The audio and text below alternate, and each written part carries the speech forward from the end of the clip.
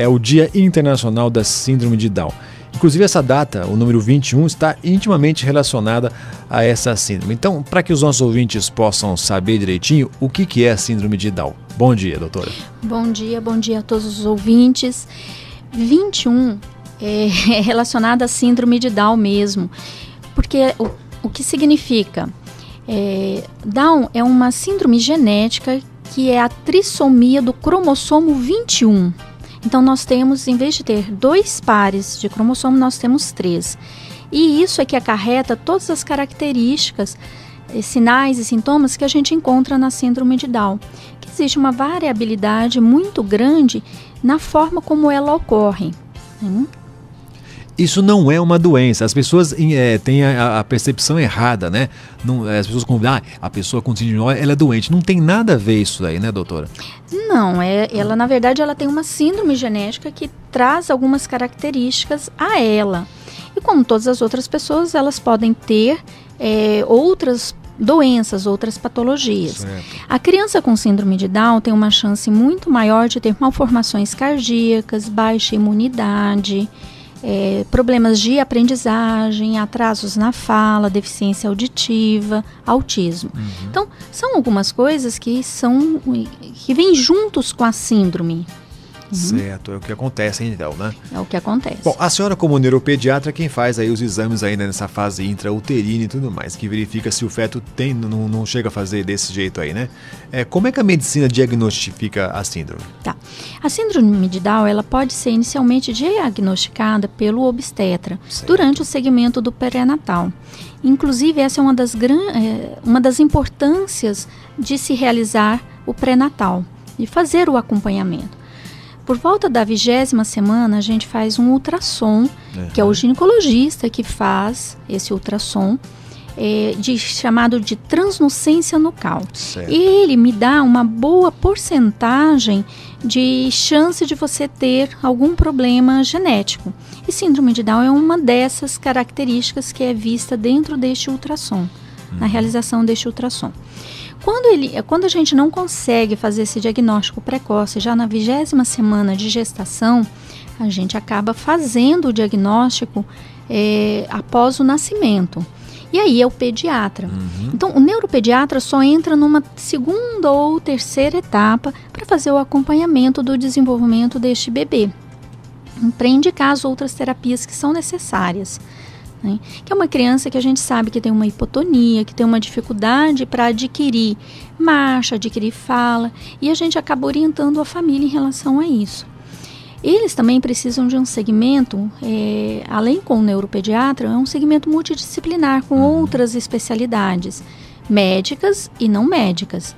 Então a gente indica o segmento com o endócrino pediatra, porque eles podem ter hipotireoidismo, né? Segmento com o próprio pediatra, um otorrino, por causa das infecções de ouvido que eles costumam ter bastante, para avaliar se eles vão ter alguma perda auditiva.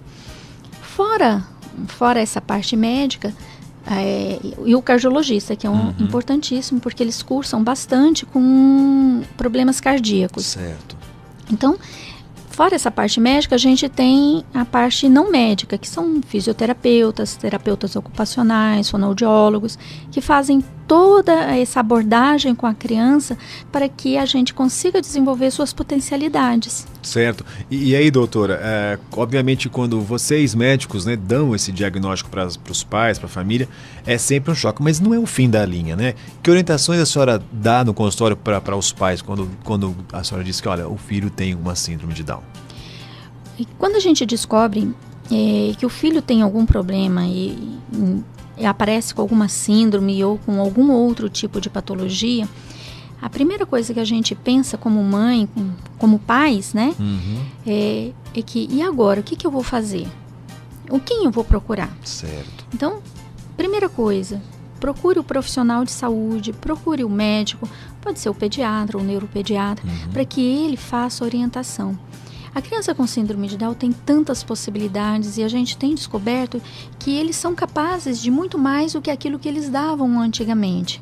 Então são crianças que são lindas, como todas as outras crianças, e tem tem que ter todas as possibilidades como todas as outras crianças. Não é porque ela tem um cromossomo a mais, que ela tem características diferentes da população, que a gente vai simplesmente colocá-las num outro rol, numa outra sala, né?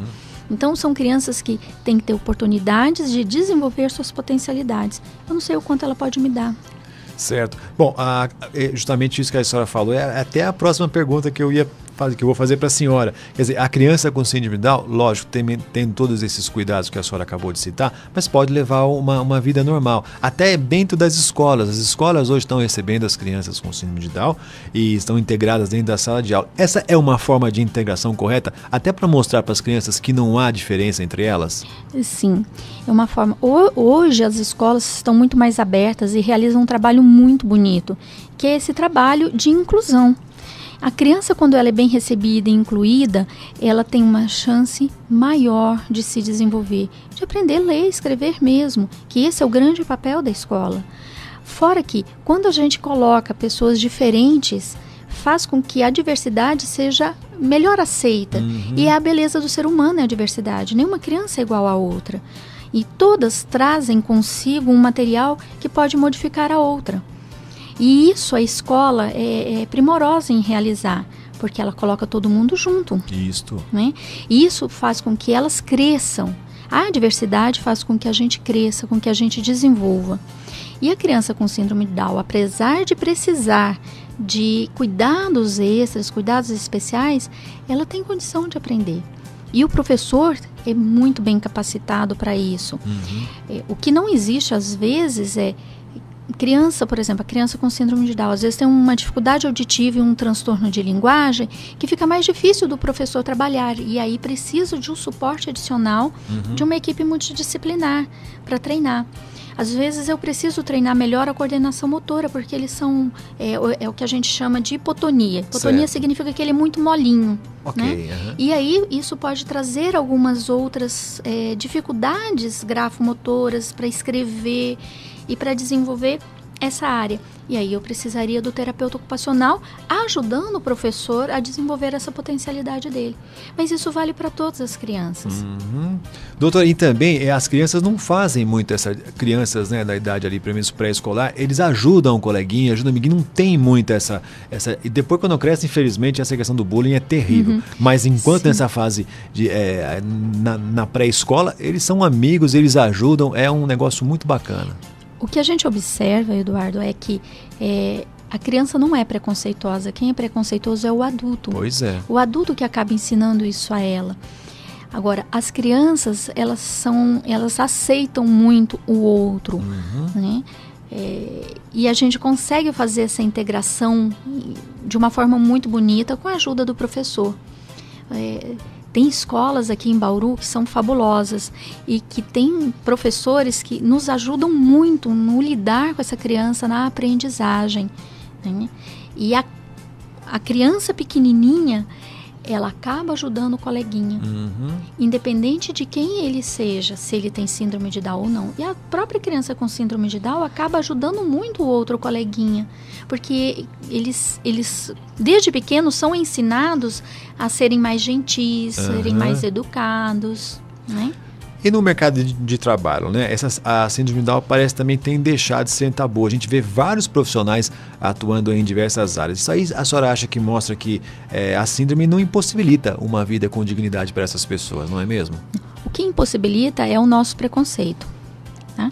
Se eu der oportunidade para que ele cresça, para que ele aprenda e que seja ensinado, a gente tem possibilidade sim, todos nós temos. Se eu pegar uma criança que não tem dificuldade nenhuma, que não tem nenhuma síndrome e não der oportunidades para ela, ela não vai conseguir se encaixar no mercado de trabalho quando virar um adulto, quando se tornar um adulto. Porque eu não dei oportunidade para ela, para que ela cresça.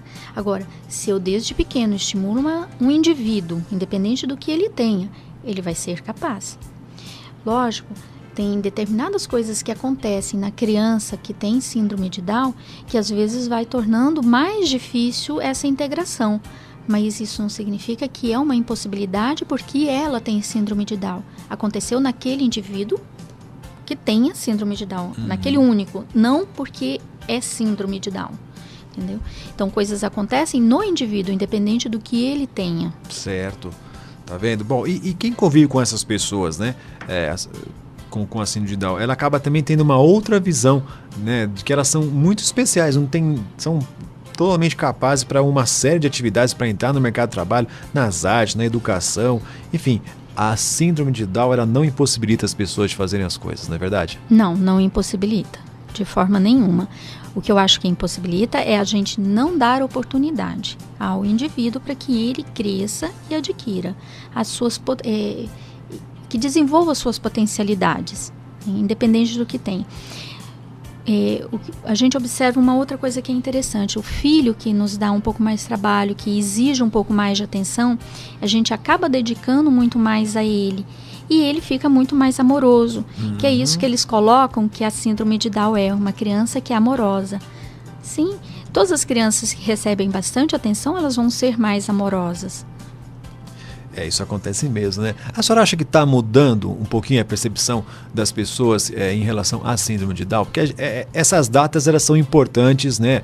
Até algum tempo atrás, Dia Internacional da Mulher. Então, falou-se muito sobre a mulher, mas as questões relativas à mulher, elas continuam, não fica só naquele dia 8 ali, né? Agora, mesma coisa. Agora, amanhã, né, dia 21, todo mundo lembra, a televisão traz uma série de matérias, a gente está fazendo uma matéria aqui com a senhora.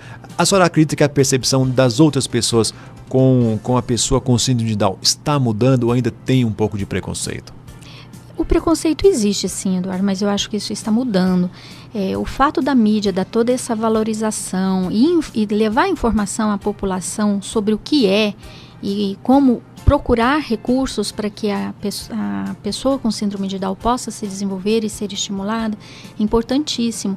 Isso modifica a percepção que a sociedade tem a respeito de uma determinada de um determinado indivíduo, de uma determinada síndrome.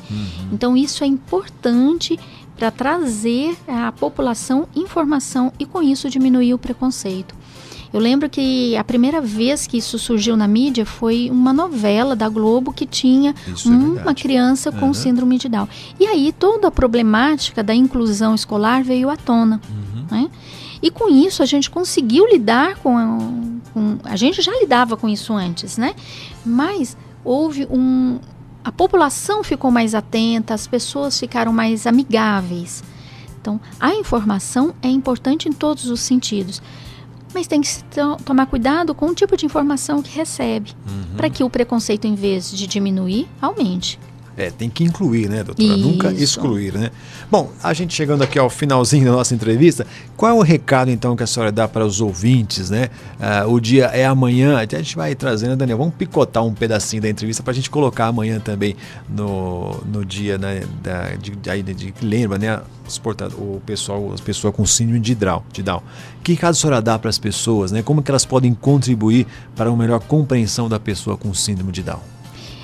A gente tem que ter muito mais carinho para com as pessoas, independente se ela tem síndrome de Down ou não. E se nasceu com a síndrome, procure informação, procure o pediatra, o médico, para que ele possa encaminhar para um centro de reabilitação, onde vai ser dado suporte desde o nascimento, que é importantíssimo, para que essa criança desenvolva todas as suas potencialidades, para que a gente dê oportunidade de ela ser um indivíduo feliz na vida adulta, né? Para que ela tenha essas oportunidades. Então tem uma série de coisas que podem ser feitas por ela. Estimulação motora, estimulação auditiva, de linguagem, os problemas de disfagia, as otites, os problemas cardíacos precisam ter uma atenção especial. São coisas que podem aparecer nela. Nem todas as crianças com síndrome de Down vão ter isso, mas aquelas que têm, a gente já está fazendo cuidado preventivo para que ela não venha a ter nada.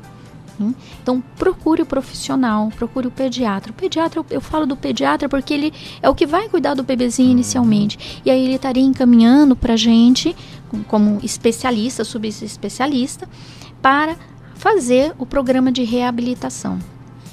Tá certo, doutora Kelly. Muito obrigado, viu, por sua presença aqui com a gente, pelas informações. E a senhora falou aqui alguns pontos bastante interessantes, né? Carinho, informação, oportunidade. Isso não é apenas para a pessoa com síndrome de Down, isso é para todas as pessoas que merecem ter dignidade e respeito, né, nesse país, logo de criancinha, não é verdade? Bom, fica aqui também o seu bom dia aqui para os ouvintes da Top FM. Obrigada a todos os ouvintes, obrigada, Eduardo, pela oportunidade de estar falando.